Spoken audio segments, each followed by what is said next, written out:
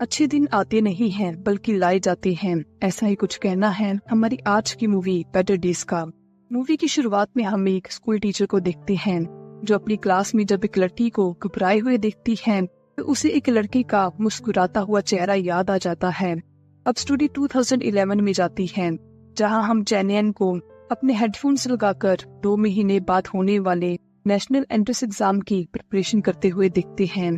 फिर जब उसकी क्लासमेट्स कुछ आवाजें सुनकर बाहर जाते हैं तो चैनियन भी उन्हें फॉलो करते हुए वहां पहुंचती है, मगर वहां का दृश्य देख वो दंग रह जाती है कि उसकी क्लासमेट शाउदे ने स्कूल बिल्डिंग से कूदकर सुसाइड कर लिया होता है, जिसकी पिक्चर्स और वीडियोस वहां खड़े स्टूडेंट्स क्लिक करके उन्हें सोशल मीडिया पर पोस्ट कर रहे होते हैं, जैसे कि उन्हें गॉसिप करने के लिए एक नया टॉपिक मिल गया हो। अब उनको ऐसा करते देख चैनियन अपनी स्कूल जैकेट उतारती है और उसी शाउदे के फेस को कवर करके रोने लग जाती है। नेक्स्ट डे पुलिस ऑफिसर जैंग चैनियन को शाउदे की डेड बॉडी पर जगह डालने वाली फोटो दिखाते हुए पूछता है कि क्या शाउदे उसकी दोस्त थी, क्या उसे उसके सुसाइड के बारे में कुछ भी पता है। यह चैनियन पुलिस ऑफिसर को कहती है उसे उसके बारे में कुछ नहीं पता। फिर चैनियन क्लास में आती है तो उसकी सीट पर रेड इंक गिरी होती है। जब वो आसपास अपने क्लासमेट्स की तरफ देखती है तो सभी उससे नजरें चुरा लेते हैं, क्योंकि उन्हें भी पता है कि शाउदे के बाद अब नेक्स्ट टारगेट चैनियन है। यहाँ फिर चैनियन को याद आता है कि जब यही सब शाउदे के साथ हुआ था तो उसने भी उस दिन शाउदे से इसी तरह नजरें चुरा ली थी, क्योंकि वो इस मैटर में नहीं पड़ना चाहती थी। पर आज देखो वो शाउदे की जगह पर खुद खड़ी है। अब स्कूल के बाद रास्ते में चैनियन को अपनी एक रिच क्लासमेट भी अपनी गैंग के साथ घेर लेती है। फिर वो उसे शाउदे की बॉडी को अपनी जैकेट से कवर करने के लिए लातों से बहुत मारते हैं और वार्निंग देते हुए चैनियन को कहते हैं कि उसके लिए बेहतर यही होगा कि वो पुलिस को कुछ ना बताए। समय गुजरता है और एक रोज चैनियन की माँ उससे मिलने आती है, जो कि इलीगली फेस प्रोडक्ट्स बेचती है, जिसकी वजह से उसे घर से दूर रहकर काम करना पड़ता है।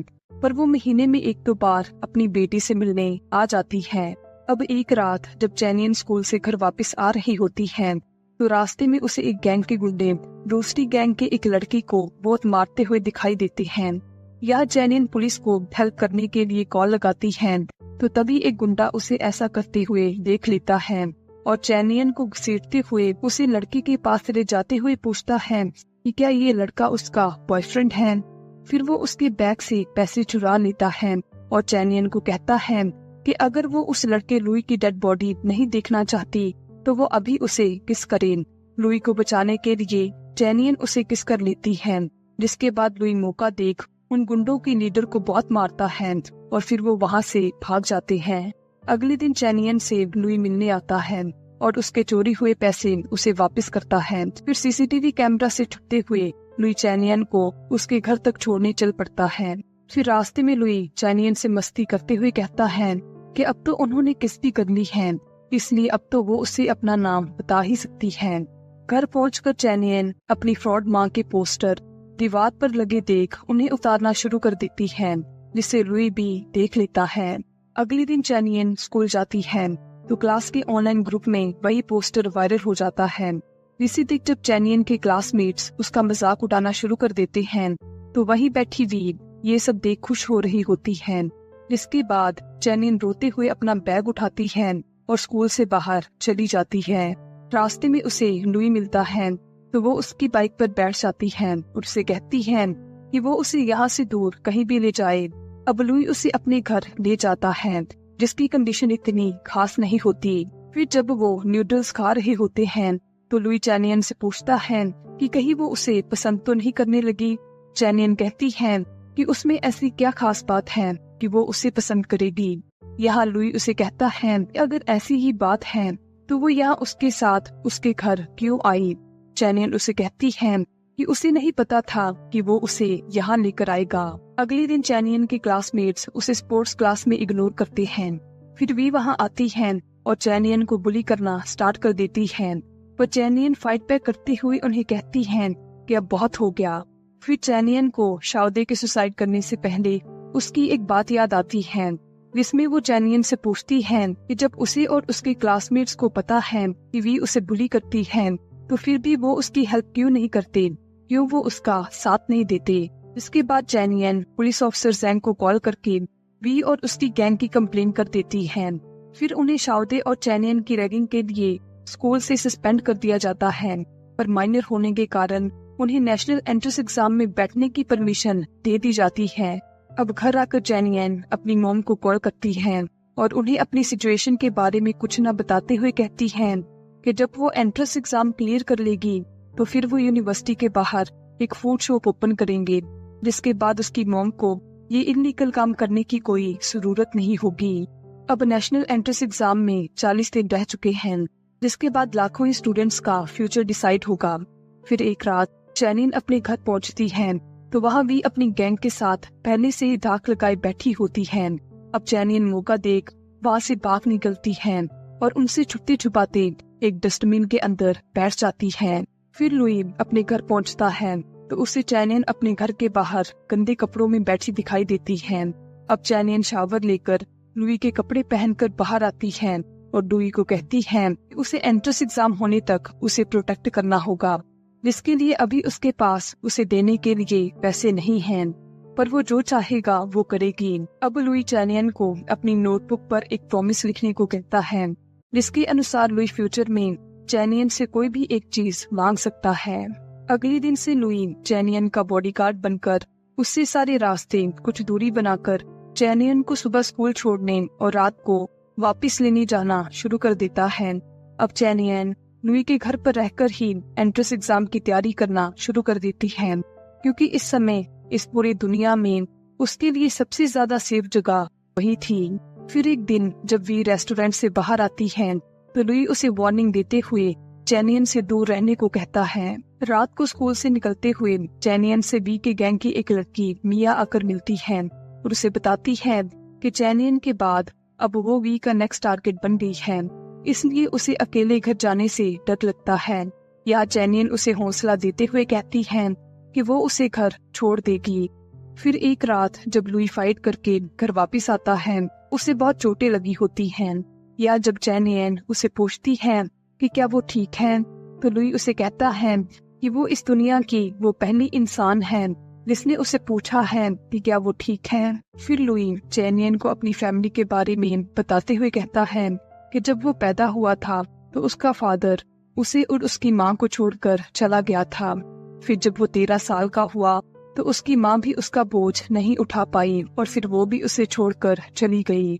अब एक दूसरे के साथ अपने दुख को बांटने के बाद वो पहले से कहीं ज्यादा एक दूसरे के करीब आने लगे, हंसने खेलने और हवाओं से बातें करते हुए आसमान में उड़ने लगे।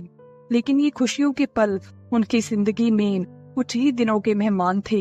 एक रात जब लुई कैफे में बैठकर अपने फ्रेंड्स के साथ ऑनलाइन गेम्स खेल रहा होता है तो पुलिस उन सबको गलती से रेप केस में पकड़कर ले जाती है और लॉकअप में बंद कर देती है। अब चैनियन लुई को कॉल करती है पर उसका मोबाइल स्विच ऑफ आता है। फिर सुबह हो जाती है और चैनियन लुई को फिर से कॉल करती है, पर जब उसका फोन नहीं लगता तो वो अकेले ही स्कूल के लिए निकल जाती है। स्कूल के बाद वो फिर से लुई को कॉल करती है पर उसका फिर से फोन नहीं लगता। अब वहाँ मिया आ जाती है। जब चैनियन उसे घर छोड़ने जाती है तो रास्ते में इस मौके का इंतजार करते हुए वी अपनी गैंग के साथ मिलकर चैनियन को बहुत मारती है। वो उसके एग्जाम नोट्स फाड़ देते हैं, उसके बाल काट देते हैं, उसके कपड़े फाड़ कर उसकी न्यूड वीडियो बनाते हैं, पर उनके इस दुष्कर्म को वहाँ लगा सीसीटीवी कैमरा रिकॉर्ड कर लेता है, जिसे देख वी घबरा जाती है। अब लुई पुलिस स्टेशन से रिहा होकर चैनियन को कॉल करता है पर वो फोन नहीं उठाती। फिर वो अपने घर पहुंचता है तो उसे वहाँ चैनियन फटे हुए कपड़ों में अपने नोट्स को जोड़ते हुए दिखाई देती है, जिसे देख वो शॉक हो जाता है। अब वो गुस्से में अपने हथियार उठाता है और उन सबको मारने चल पड़ता है, पर चैनियन उसे पीछे से हक करके रोक लेती है और फिर जोर जोर से रोने लग जाती है, जिसके बाद लुई की आंखों में भी आंसू आ जाते हैं। अब लुई चैनियन के बाल काट अपने भी बाल काट लेता है, जिसके बाद वो दोनों एक सेल्फी लेते हैं। अगले दिन क्लास में टीचर नेशनल एंट्रेंस एग्जाम के आईडी कार्ड बांट रहा होता है।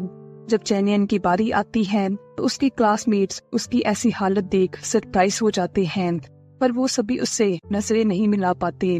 फिर रात को चैनियन अपनी मॉम को कॉल करती है, जो उसे बेस्ट विशेस देते हुए कहती है कि वो गुड न्यूज का वेट करेगी। फिर वो दिन भी आ जाता है जिसका सबको बेसब्री से इंतजार था। आज नेशनल एंट्रेंस एग्जाम है, पर बारिश बहुत हो रही है। रंग बिरंगे छाते लेकर स्टूडेंट्स गेट पर खड़े हैं, जिन्हें सपोर्ट करने उनके टीचर, पेरेंट्स, फ्रेंड्स आए हैं। वहीं हम अपनी चैनियान को देखते हैं, जो अकेली नहीं है, क्योंकि उसे सपोर्ट करते हुए लुई भी वहाँ है, जो उसे एग्जाम के लिए बेस्ट विशेस देता है।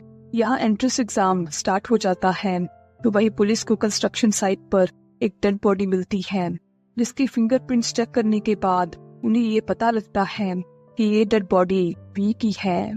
फिर पुलिस लुई के एक दोस्त को पकड़ लेती है और उससे पूछती है कि मई 31 को उसकी कार कहाँ थी, क्योंकि उसकी कार की सीट पर उन्हें ब्लड के कुछ निशान मिले हैं। अब फ्लैशबैक में मई 31 को हॉस्पिटल के बाहर लुई अपने दोस्त की कार लेने आता है। अब प्रेजेंट में लुई का दोस्त पुलिस को कुछ नहीं बताता और अपने दोस्त को बचाते हुए उन्हें कहता है कि मई 31 को जब वो हॉस्पिटल चेकअप करवाने गया था तो वापसी में उसकी कार वहाँ नहीं थी, शायद उसी रात वो चोरी हो गई थी। फिर पुलिस बी की गैंग को इन्वेस्टिगेट करती है तो वो उन्हें बताते हैं कि ये जरूर चैनियन ने बदला लेने के लिए किया होगा, क्योंकि बी ने उसका न्यूड वीडियो शूट किया था। अब पुलिस ऑफिसर सैंग चैनियन की वही वीडियो देख उसके घर जाता है और उससे पूछता है कि वो उसके पास हेल्प के लिए क्यों नहीं आई। या चैनियन उसे कहती है क्योंकि उसका एंट्रेंस एग्जाम था और उसे अपना पूरा फोकस वहाँ लगाना था। फिर चैनियन उसे बताती है कि उसके अभी भी 2 पेपर बाकी हैं, इसलिए वो उसे अकेला छोड़ दे। यहाँ पुलिस ऑफिसर जैंग उसे कहता है कि ऐसा नहीं हो सकता, क्योंकि वी की डेथ हो चुकी है और सबको उस पर शक है, इसलिए उसे उनके साथ अभी पुलिस स्टेशन चलना होगा। अब इस इंसिडेंट को लुई दूर से देख रहा होता है। पुलिस स्टेशन पहुंचकर वो चैनियन से पूछते हैं कि वो 31 मई को कहाँ थी, तो चैनियन उन्हें बताती है कि वो उस दिन अपने घर पर स्टडी कर रही थी। फिर लेडी पुलिस ऑफिसर को चैनियन पर शक होता है, तो इसलिए वो उसे रिहा करने के खिलाफ होती है, लेकिन ऑफिसर जैंग उसे कहता है कि वी की बॉडी को वो छोटी सी चैनियन कार में उठाकर कैसे रख सकती है। फिर ऑफिसर जैंग के कहने पर उनका सीनियर चैनियन को रिहा कर देता है और पुलिस निगरानी के अंदर उसे कल का एग्जाम देने की परमिशन भी दे देता है। नेक्स्ट डे एग्जाम के बाद लुई चैनियन को अपने साथ भगा ले जाता है, तो वही पुलिस ऑफिसर्स ऐसा होता देख अपने साथियों को इन्फॉर्म करते हैं। अब वो दोनों एक सुनसान जगह पर पहुंचते हैं तो लुई चैनियन को कहता है कि अगर वो इस केस से छुटकारा पाना चाहती है तो जब पुलिस यहाँ आए तो वो उन्हें कहे कि उसने उसका रेप करने की कोशिश की है, जिससे वी के मर्डर का सारा शक उस पर चला जाएगा और वो उसे छोड़ देंगे। लेकिन जब चैनियन ऐसा करने से इनकार कर देती है तो लुई उसे नोटबुक का प्रॉमिस याद करवाते हुए कहता है कि उसके पास उसके अलावा इस दुनिया में खोने के लिए और कुछ नहीं है, ना पैसा, ना दिमाग और ना ही कोई करियर, बस वही है जिसे वो इस दुनिया में सबसे ज्यादा प्यार करता है। इसलिए वो चाहता है कि उसकी लाइफ की हैप्पी एंडिंग हो। फिर लुई चैनियन को बताता है कि वो माइनर है, जिसके कारण उसे ज्यादा सजा नहीं होगी और वो जल्दी रिहा हो जाएगा, इसलिए वो उसे सारा इल्जाम खुद पर लेने दे और जब पुलिस वहाँ पहुँच जाएगी वो ऐसे रिएक्ट करे कि वो उसे नहीं जानती। अब लुई के इतना फोर्स करने पर चैनियन उसकी बात मान जाती है। फिर पुलिस ऑफिसर्स के आने की आहट सुनकर लुई चैनियन को किस करता है और उसके कुछ कपड़े फाड़ देता है, ताकि पुलिस को ऐसा लगे कि वो चैनियन का रेप कर रहा था। अब पुलिस वहाँ आ जाती है और लुई को पकड़ लेती है, जिसे देख चैनियन बहुत रो रही होती है। अब पुलिस स्टेशन में इन्वेस्टिगेशन के टाइम लुई ऑफिसर जैंग के आगे ये कबूल कर लेता है कि उसने ही वी का मर्डर किया था, क्योंकि वो उसके साथ कोऑपरेट नहीं कर रही थी। फिर रास्ते में जब चैनियन को पुलिस घर छोड़ने जा रही होती है तो तभी उसे कुछ याद आता है। अब फ्लैशबैक में 31 मई को जब चैनियन अपने घर वापस जा रही होती है तो रास्ते में उसे वी मिलती है, जो उसे कहती है कि उसे उस रात चैनियन को बुली नहीं करना चाहिए था, इसलिए वो उसे माफ कर दे, क्योंकि वी को भी पता है कि उसकी हरकतें सीसीटीवी में रिकॉर्ड हो चुकी थी और अगर कहीं चैनियन ने पुलिस कंप्लेन कर दी तो वो पकड़ी जाएगी, जिससे उसका फ्यूचर खराब हो जाएगा। अब वी के रो रो कर रिक्वेस्ट करने पर चैनियन उसे माफ कर देती है और वहाँ से आगे चली जाती है। पर जब वी चैनियन का पीछा करते हुए उसकी मॉम के बारे में फिर से कुछ अनोइंग बोलती है तो चैनियन को उस पर गुस्सा आ जाता है और वो उसे बेध्यानी में खुद से दूर कर देती है, जिसके कारण वी बहुत बुरी तरह से सीढ़ियों से नीचे गिर जाती है और उसका सर नीचे टकराने के कारण उसकी on the spot he death हो जाती है। अब ये सब देख चैनियन शॉक हो जाती है और इस इंसिडेंट के बारे में लुई को बताती है। फिर लुई अपनी दोस्त की कार लेकर वी की बॉडी को उसमें डाल कंस्ट्रक्शन साइट में दफना आता है और बाद में वो दोनों प्लानिंग करते हैं कि उन्हें इस मैटर को कैसे हैंडल करना है। फिर ऑफिसर जैंग को शक होता है कि उन दोनों में कोई तो कनेक्शन है, इसलिए वो चैनियन के स्कूल कैमरास को चेक करता है जहाँ पर उसे लुई हर रोज चैनियन का पीछा करते हुए दिखाई देता है। अब नेक्स्ट डे लुई और चैनियन की बहुत कड़ी इन्वेस्टिगेशन की जाती है ताकि वो मान जाए कि वो दोनों एक दूसरे को जानते हैं, पर वो दोनों अपने बयान से पीछे नहीं हटते, जिसके बाद ऑफिसर जैंग को उन पर गुस्सा आ जाता है। नेक्स्ट सीन में चैनियन की मॉम उससे मिलने आती है और फिर उसके गले लगकर जोर जोर से रोने लग जाती है। फिर हम देखते हैं कि लुई को दोषी पाकर उसे जेल भेज दिया जाता है। फिर हम चैनियन को रोड पर चलते हुए देखते हैं, जिसे इस बात का कहीं न कहीं गिल्ट होता है कि लुई उसकी वजह से जेल में है, इसलिए वो वहीं रोड पर बैठकर जोर जोर से रोने लग जाती है। समय गुजरता है और आज नेशनल एंट्रेंस एग्जाम का रिजल्ट डे होता है। फिर जब चैनियन अपनी मॉम के साथ अपना रिजल्ट चेक करती है तो उसमें उसने बहुत अच्छा स्कोर किया होता है, जिसे देख वो दोनों बहुत खुश हो जाते हैं। अब नेक्स्ट डे चैनियन को ऑफिसर जैंग कांग्रेचुलेट करने आता है और फिर उसे बताता है कि लुई ने उसे झूठ बोला था कि वो माइनर है, इसलिए अब उसे मौत की सजा सुनाई गई है, जिसे सुनकर चैनियन जोर जोर से रोने लग जाती है और ऑफिसर जैंग को बताती है कि असली गुनहगार लुई नहीं बल्कि वो है। फिर ऑफिसर जैंग चैनियन को लुई से मिलवाने लाता है, जहाँ लुई चैनियन को अपने सामने बैठ मुस्कुराते हुए देख समझ जाता है कि चैनियन ने अपना गुनाह कबूल कर लिया है, ताकि वो लुई को बचाकर अपने पछतावे को खत्म करके एक सुकून भरी जिंदगी जी सके। फिर हम देखते हैं कि चैनियन एक पुलिस वैन में बैठी है, जहाँ से उसे जेल ले जाया जा रहा है, पर क्योंकि चैनियन माइनर थी तो उसे सिर्फ 4 साल की ही सजा होती है। यहाँ अब चैनियन अपने मन ही मन कह रही होती है कि अब वो काफी रिलैक्स फील कर रही है, जैसे कि उसने अपने लास्ट एग्जाम को देने के बाद फील किया था। फिर मूवी आज के दिन साल 2015 में आती है, जहाँ पर चैनियन जेल से वापस आ चुकी है और अब वो एक बहुत बड़े स्कूल में इंग्लिश टीचर है। फिर चैनियन की नजर एक स्टूडेंट पर जाती है जो कि काफी परेशान और डरी हुई थी, तो उसे ऐसे बैठे देख चैनियन उसे स्कूल के बाद उसके घर तक प्रोटेक्शन देते हुए उसके साथ चलने लगती है, जैसे कि कभी लुई चैनियन को दिया करता था। कि तभी हम देखते हैं कि लुई भी चैनियन के पीछे ही चल रहा होता है।